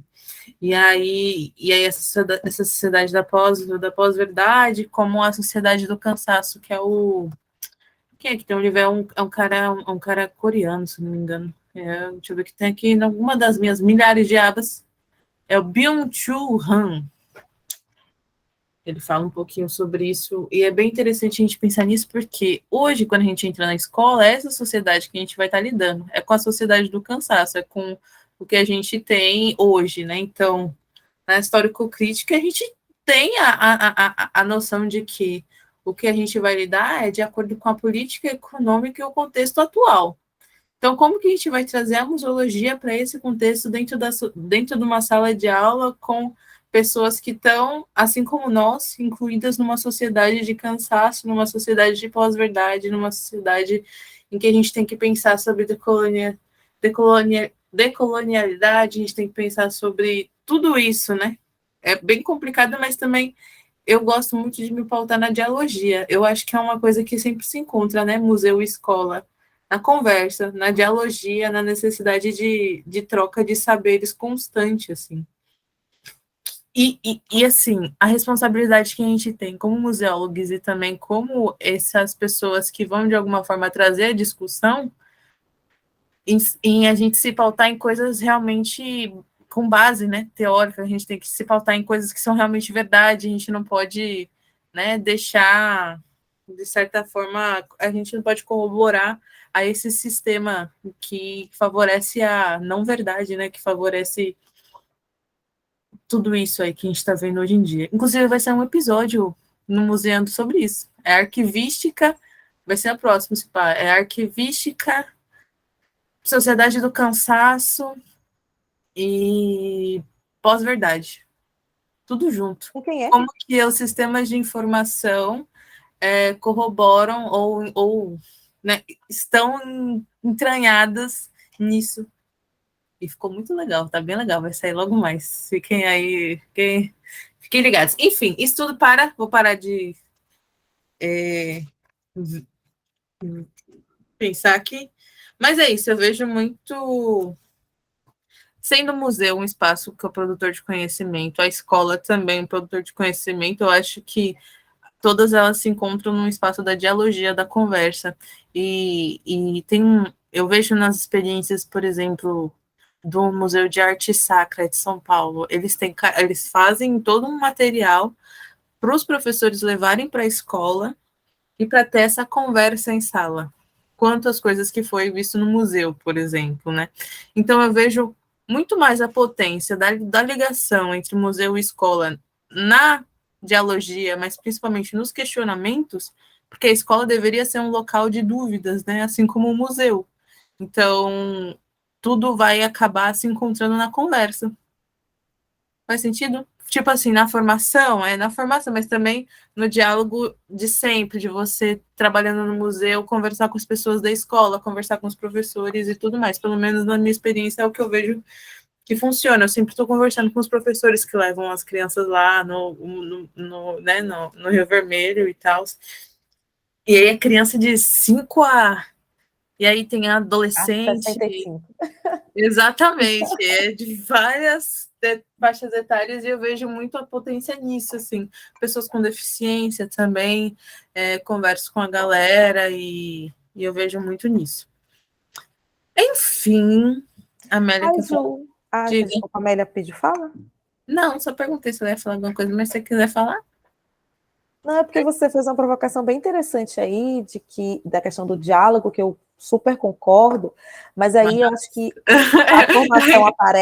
a formação do docente aparece justamente na provocação para esse diálogo, porque na experiência que eu tive atuando com professores, e não só especificamente desse curso, eu passei 1 ano e meio trabalhando com formação de professores da rede pública em diversas áreas, e uma das coisas que eu percebo é que os professores, eles não têm, não só não têm tempo, eles não têm, sabe, eu vejo muito, eles não têm esse tempo da experiência, por isso eu gosto muito do texto do La Roça, porque ele faz essa provocação muito nesse sentido, de que se a gente está no excesso de informação, está no excesso da opinião, está sem tempo e com excesso de trabalho, a última coisa que a gente vai conseguir fazer é permitir que as coisas nos atravessem. E eu sinto que o professor da escola pública, ele está nesse caos aí. Está todo mundo, a sociedade toda está, mas ele está num caos um pouquinho maior, porque ele está num processo de esgotamento Cara, eu tenho uma colega que ela estava me contando, tipo, até hoje eu tenho dificuldade de assimilar isso. Ela falou que ela já chegou a ter mais de 600 alunos de uma vez só. Tipo, não entra na minha cabeça essa conta de que uma pessoa sozinha tem que dar conta do aprendizado de 600 pessoas. Não entra nessa conta, não bate na minha cabeça, sabe? Então, você imagina que eu até entendo, eu também concordo com essa coisa do diálogo e tal, mas tem um quê de individualização da aprendizagem que é necessária para que essa experiência aconteça, que no formato da educação pública, eu vou falar pública porque é a que eu tenho contato e realidade mais imediata, mas eu não acho que a educação particular está 1000 vezes melhor que isso nesse sentido, é uma necessidade de especificação, é uma necessidade de experiência, mas que só dá para fazer no máximo um experimento, que é uniformizar, que é homogeneizar, porque não tem esse tempo, não tem essa qualidade de tempo para poder esmiuçar. Então, acho que quando a gente consegue plantar essas sementinhas de uma formação de educação museal, e aí, Ju, por que a minha urgência no curso foi oferecer a possibilidade de ser discutido dentro da escola? Porque não tem tempo, não tem recurso para ficar tirando de menino de escola para levar em museu. A gente acha incrível que o aluno saia da sala de aula e ele ocupe esse espaço no museu. Muitas vezes a escola é a primeira e às vezes única oportunidade que ele tem de ocupar esse espaço, mas eu acho que tem aí uma provocação de saber, de conhecimento, que a educação museal pode trazer para o estudante e também para o professor, que mesmo se não for possível ir para o museu, ainda é possível que esse conhecimento e saber seja mobilizado. Por isso, a provocação de, olha, não é porque a sua cidade não tem museu, não é porque você não tem recurso para tirar a criança da escola que você não pode discutir educação museal. Então, a gente trabalhou no curso, por exemplo, a possibilidade de provocar esses adolescentes para pensar no direito à memória, para eles refletirem de que forma eles estão inserindo nas tomadas de decisão dos espaços museológicos acerca da memória coletiva.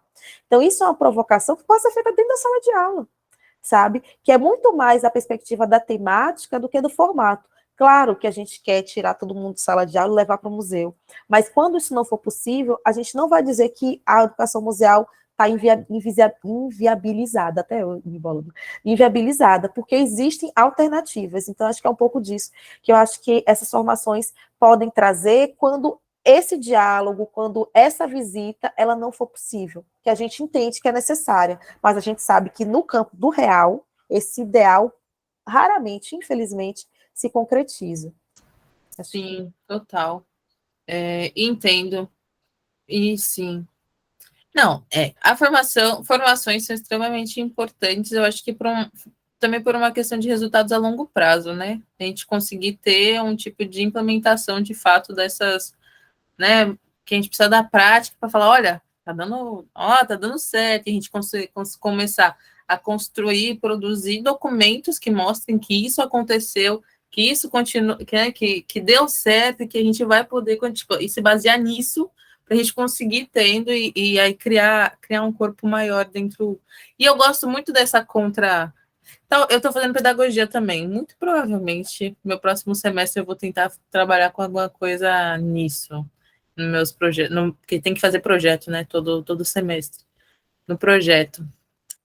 Uma coisa, vou dar uma colada de você. E depois me aguarde com perguntas logo mais. E agora, Rafa. Eu já ia fazer um comentário, né? Que na verdade era um complemento ao que eu tinha falado anteriormente. Mas a partir do que Mona acabou de falar, eu concordo bastante com essa de pensar a realização e o contato com a experiência museal, né? Dentro do contexto mesmo da escola, tendo em vista a conjuntura, né, que a gente vive de sucateamento e precarização, ou seja, um problema que é de ordem estrutural, não é de nível individual, não é apenas boa vontade, né, dos professores e das professoras que muitos, né, com suas limitações tentam realmente nadar contra a maré. E eu sou uma pessoa que foi afetada por professores e professoras que tentaram nadar contra a maré e produziram efeitos muito fortes em mim, ao ponto de eu estar na universidade. como esse professor de história, que eu reencontrei depois na escola, né?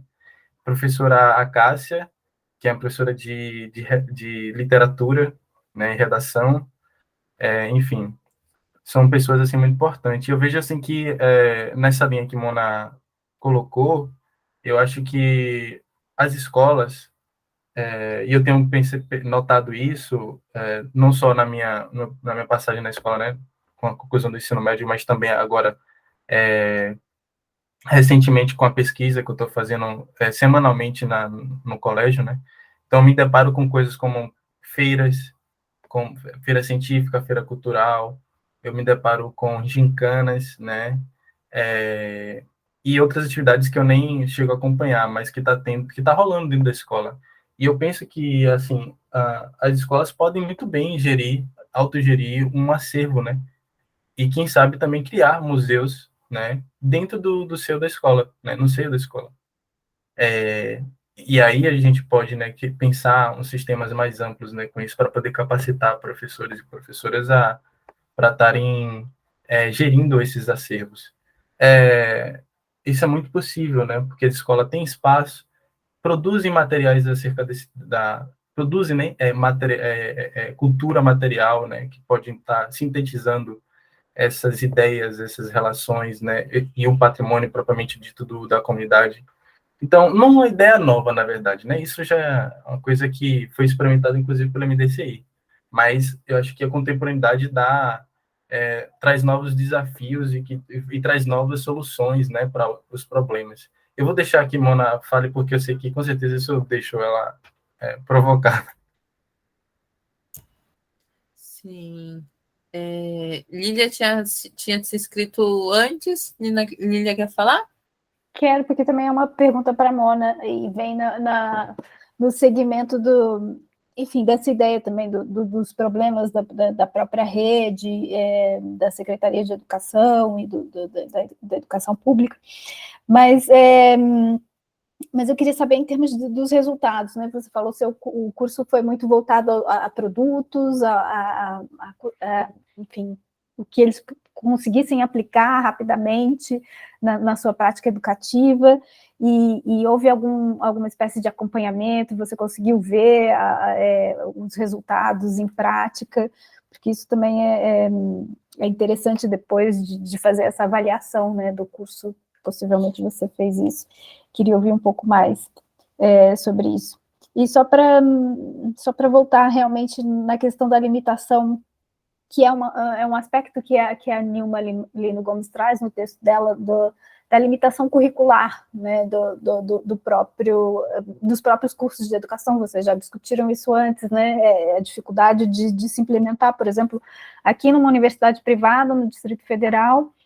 O semestre passado foi o primeiro semestre que houve uma disciplina de educação para as relações étnico-raciais, né? Então, essa não é algo novo, já é algo que se discute há muito tempo, já é obrigatório o ensino da história e cultura africana, afro-brasileira e indígena na educação, no ensino fundamental.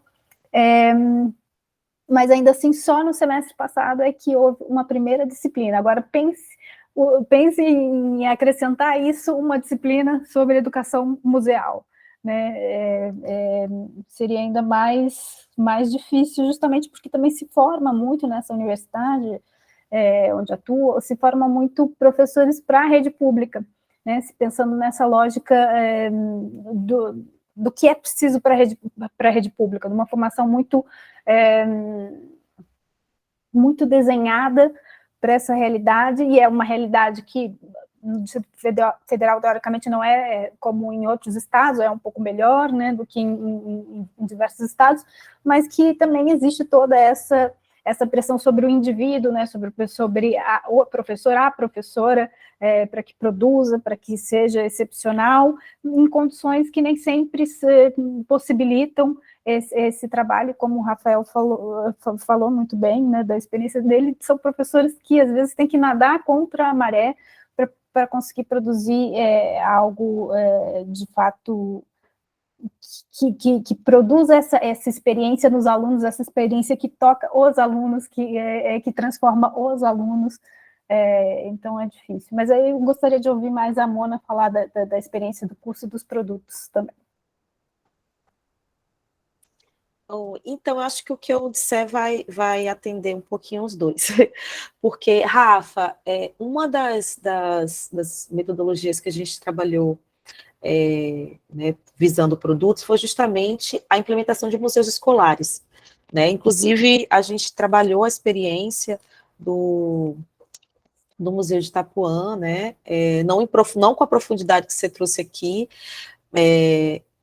mas tangenciei essa possibilidade também e apresentei algumas outras experiências exitosas de implementação de museus escolares, né, de utilização do espaço da escola a partir dessa memória escolar.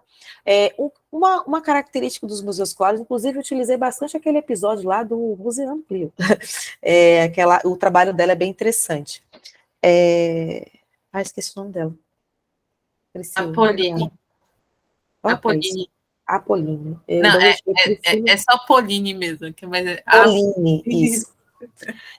Pauline, não lembrava o nome dela. Mas, enfim, uma das coisas que traz no pensar museus escolares é que, durante muito tempo, se entendeu museus escolares como museus sobre a educação escolar, memória da educação escolar, tipo, o que é uma escola, como é a escola, como foram as primeiras escolas, pensar a escola enquanto instituição. No curso, quando a gente discutiu museus escolares, a gente trabalhou muito a perspectiva da memória das escolas, né? Então, como cada escola poderia aprofundar e refletir sobre a sua própria memória. Inclusive, uma das propostas que a gente trabalhou era, como todos nós sabemos, aqui no Brasil é muito comum que escolas públicas, elas recebam os nomes de pessoas, né? E uma das coisas que a gente estava discutindo no curso é como muitas vezes a gente ignora quem são essas pessoas que nomeiam a nossa escola. Eu estudei numa escola estadual chamada Guiomar Florense, e eu adorava o fato de que a minha escola tinha o nome de uma mulher, porque a maior parte das escolas tem nome de homens. Mas ainda assim eu não sabia quem era Guiomar Florense, né? Eu fiquei muito tempo sem saber quem foi. Até hoje eu não sei muito bem. Sei que foi uma professora, mas a gente não aprofundou na vida dela. Então, uma das coisas que a gente discutiu era que a primeira iniciativa de memória desse museu escolar era convidar essa comunidade escolar a conhecer a sua história. Por que aquele nome, quem era aquela pessoa, qual é a relação que tinha com o entorno. Inclusive, a gente sabe que esse processo de aprofundamento no nome do geralmente político, né, que nomeia a escola, provoca muitas vezes reações da comunidade escolar, a ponto de fazer a escola mudar de nome. A gente tem aqui uma experiência em Salvador, que uma escola que chamava, se eu não me engano, Castelo Branco, Costa e Silva, ela foi, a comunidade escolar, depois de um processo de aprofundamento na história e memória da escola, conseguiu mudar para Carlos Marighella. Hoje a escola se chama Carlos Marighella. Então, a gente, a partir dessas iniciativas de pensar a memória, pensar a história da própria escola, essa foi a metodologia escolhida de aprofundamento no módulo 4, e a gente não teve um aproveitamento absurdo. Eu te falei das 50 pessoas inscritas, 13 receberam certificado porque tiveram mais de 75% de aproveitamento, mas projetos que saíram do trabalho final e que foram de fato, estão de fato sendo implementados, foram 2, um aqui em Salvador e um em Feira de Santana. Então eu tenho acompanhado, sobretudo de Feira de Santana, tenho acompanhado de perto, a professora tem feito esse processo de levantamento junto à comunidade, junto aos estudantes. Ele já tem uma sala dentro da escola, ele já tem conversado com a comunidade, dialogado, então tem feito aí algumas etapas que a gente colocou lá no nosso processo de implementação do museu escolar. Ele já tem implementado executado algumas dessas etapas. Então, essa experiência de viver o museu, de inclusive construir coletivamente o museu, foi uma das alternativas que a gente entendeu que poderia apresentar a a temática da educação museal dentro da escola. E a gente está vendo, eu estou vendo, né, como resultado desse curso, pelo menos duas das iniciativas que nasceram lá no curso estão tomando forma, estão sendo implementadas nas escolas, uma aqui em Salvador, uma em Feira de Santana. Confesso que ainda não aprofundei, a professora de Feira de Santana até me convidou para ir lá, tal, em algum momento eu devo ir, a daqui de Salvador também em algum momento eu devo visitar, mas tenho recebido notícias de que as coisas estão caminhando a partir dessas provocações, né? Enfim, acho que, não sei se responde, mas é por aí. Massa. Na verdade, foi outra escola, mano, calma aí. Eu sei que não foi o Costa Silva, porque eu estava lá esses dias falando sobre museologia, falando sobre que eles vão fazer uma exposição lá dentro. Ah, tá. Mas era o nome de... Será Castelo Branco? Aqui, é Colégio Estadual Presidente Emílio Garrastazu. Ah, era esqueci falando desse nome, não. Como é que alguém sabe aí? Mas era o nome de um... Era o nome do ditador e virou o nome do guerreiro. Geisel. Emílio Geisel? Sei lá, não sei, gente. Vocês porra tem um nome difícil. É Garrastazu, é outra escola. Aqui, ó. Pelo menos é o que está aqui. Enfim, não é gente, eu não lembro. Foi essa que virou a Marighella. Isso. Enfim, o que eu sei é isso. A que virou Marighella, enfim, né? Exato. Muito legal essa discussão. Eu também, no processo em que eu fui falar, porque eles estavam fazendo exposições lá dentro, né? Tipo, cada sala ia fazer uma exposição. Aí fui explicar a diferença de exposição, instalação, falar sobre curadoria participativa, e eles tinham temas muito, assim, ditadura, crimes ambientais. Então, assim, eram temas, eu falei, gente, olha o nome da escola de vocês, percebam que vocês não podem não podem se deixar fazer uma exposição, não sei se existe, mas eu vou cunhar isso, que chama exposição urubu, que é quando você coloca assim, é tipo jornalismo urubu, tipo da Atena, que só quer mostrar o sangue, a desgraça, as coisas acontecer, sem nenhum tipo de questionamento, e só mostrando como se fosse, né, falando, não pode ser uma exposição urubu. Então, acho que corrobora muito com essas duas questões, de que existem escolas que estão fazendo coisas voltadas a isso, e também o que Mona trouxe nessa responsabilidade do discurso mesmo, e da discussão. Rafa, quer falar? Só trazer um dado, talvez a Mona saiba, né, que o MDCI ele foi financiado em parte pelo IAT também. Então, o IAT tem essa... Não sabia! Pois é. Vamos Tem conversar muitos sobre documentos isso depois.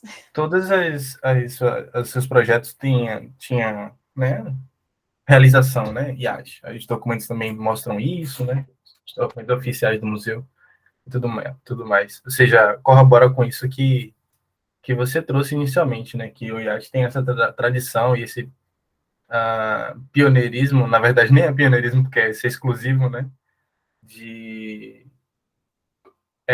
formação, né, e complementação na formação do corpo dos docentes, né? Interessante. Massa. Bom, estamos nos aproximando às 9 horas da noite. Você vê que não tem nada a ver esse negócio de número, a gente sempre tem coisa para falar. Isso daí é bobagem, esse negócio de várias. Eu acho que é bobagem, mas foi ótimo. Podemos ir encaminhando já para o final? Então, alguém gostaria de falar mais alguma coisinha, mais algum comentário? Tá Deixa eu tranquilo? aparecer aqui, eu tô assim, do Botar dia do trabalho, tô com um aspecto meio de olha, mas é isso. se você não tá maluco, você não tá certo, você não tá vivendo no Brasil. Você não está vivendo no Brasil. Se você não tá maluco, você não tá certo. Você não tá certo, exato. Tem que estar maluco. Tá bom. Porque se você não tá sabendo da realidade. Então você tá em outra coisa. Apesar que eu tô precisando também, né? Meio que sair da realidade. Pelo amor de Deus. Vai chegar 2036, mas não vai chegar domingo. É impressionante. Gente, pelo amor de Deus. Eu vou quero logo a beber. segunda. A verdade é que eu quero logo. Eu vou ser mesária, né? Então, E- é o dia inteiro aquele sofrimento, meu Deus. Aquela minha sessão foi uma confusão no primeiro turno. Pense na loucura, gente. Foi daí para baixo. Bolsonarista. Enfim, foi horrível. Foi E não horrível. podendo matar nenhum, né? Isso que é o problema. O problema é de não poder bater em ninguém. Que é isso, Exatamente, né? Se pudesse pelo menos extravasar, mas não pode. Não pode. mas... E pior, eu passei o dia todo cantarolando. Eu digo, não pode. Ah! Oh, O não santinho pode, não aqui embaixo. pode. Não pode. Não, mas foi sem querer mesmo, foi sem querer. Até eu. Ai, tá ali. O meu chaveiro é uma estrelinha vermelha, né? Ah, E aí eu tive que tirar o chaveiro, porque nem o chaveiro eu podia levar.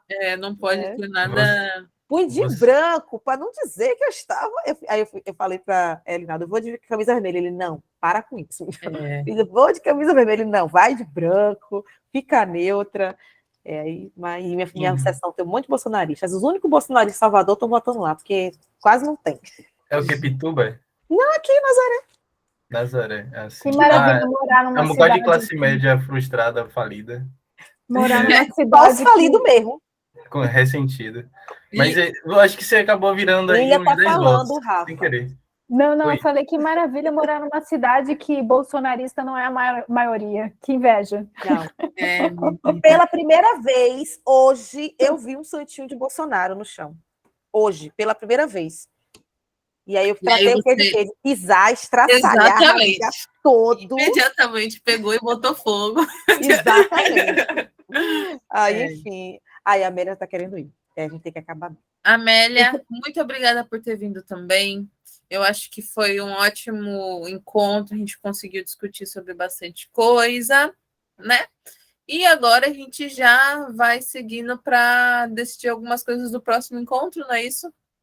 Na verdade, a gente já tem a nossa. Já tem definido, né? Já tem o nosso calendário. Deixa eu recuperar ele aqui.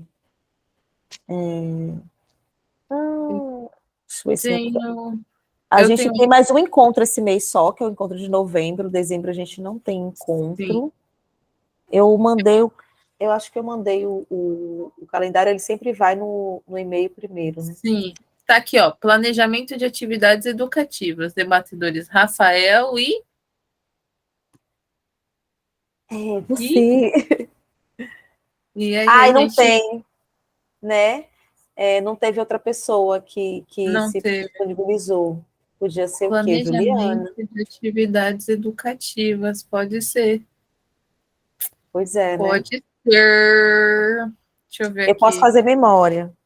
Dia 30. Lília pode mediar, que a gente já faz essa troca. E se não vier ninguém, só vê a gente. 30 de próximo mês, né? Evidentemente. 30 de novembro. Suave, tá tranquilo. Vou estar na loucura de entregar aí vocês têm que disponibilizar o material de consulta até dia 16. Daí, dia 16, a gente tem até dia 16 para mandar, que são 15 dias antes do encontro. Uhum. E aí, a gente disponibiliza. Tá bom. A tabela tá no Facebook, né? Tá no e-mail. Acho que no último Facebook, acho que eu não coloquei, não, gente. Alguém não quer administrar aquele grupo do Facebook, não, gente? Eu sou muito ruim de Facebook, eu quase não entro. Eu nem uso mais, para falar bem a verdade, eu só entro lá para ver as lembranças e chorar com... gente, mas tem muita gente que ainda usa Facebook, sabia? Muita gente. Sim. Por isso, eu saí do Facebook, voltei só por causa dos grupos das REM, porque tem muita gente que sente falta, só que eu não tenho... Gente, eu esqueço de entrar no Facebook. Eu não estou conseguindo nem administrar minha vida, imagina a senha, o profile de coisa, eu estou realmente... Ai, meu Deus. O negócio da REM, eu achei se você tivesse conseguindo administrar sua vida, aí você estava errada, porque quem está conseguindo... Exatamente. Do jeito que as coisas estão, não tem ninguém que está conseguindo administrar a vida.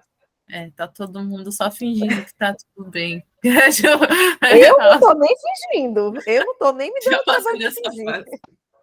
Mona, quando é que você vai escrever sobre esse curso? Na verdade, eu estou escrevendo, eu vou submeter agora, vou apresentar. Eu estou guardando ele, porque vai ter o Seminário Regional da Educação Brasileira, Seção Nordeste, que vai ser em novembro, aqui na Faculdade de Educação da UFPA. Ele só aceita trabalhos ineditões. Então eu estou escrevendo, eu estou querendo falar exatamente nesse evento, porque eu acho ele muito estratégico, porque ele é um evento de educação, da Faculdade de Educação. Então, eu vou submeter ele, inclusive, no eixo de ensino médio, porque foi um curso de formação para professores da rede pública estadual que atende a ensino médio. Então, estou muito na expectativa de poder apresentar esse trabalho nesse evento. Eu acho que vai ter uma repercussão bem bacana. Aí, se o trabalho for aceito, eu apresento nesse evento e sai nos anais do evento. Se não for aceito, eu tenho que publicar em outro lugar. Mas eu estou muito na expectativa de apresentar nesse trabalho aí. Legal, depois partilha, não no Facebook, porque eu realmente não uso, no e-mail, partilha com a gente o texto depois. Sim, assim que eu puder já divulgar, publicar, eu vou falar assim. Pronto. É isso, gente. Fechou. Então, próximo encontro, a gente manda, Rafa, vamos se lembrar de mandar os textos até dia 16. A gente sempre se vê mesmo, a gente se lembra. Faz aquele grupinho temporário que a gente sempre faz. A gente já sai desse mês e já faz do próximo mês. Ou tira desse, quem tiver desse mês. Tirar as pessoas e coloca outras, né? Então é isso. Tá bom. Na verdade, é só botar Rafael e tirar a Andressa, porque vai ser nós três, estamos lá. Planejamento de atividades educativas. Isso. Vamos falar de planejamento. Bem amplo, assim, né? Uma coisa assim. Mas aí vocês podem usar um recortinho, não tem problema. Acho que o grande tema é planejamento, e aí vocês vão vendo nisso.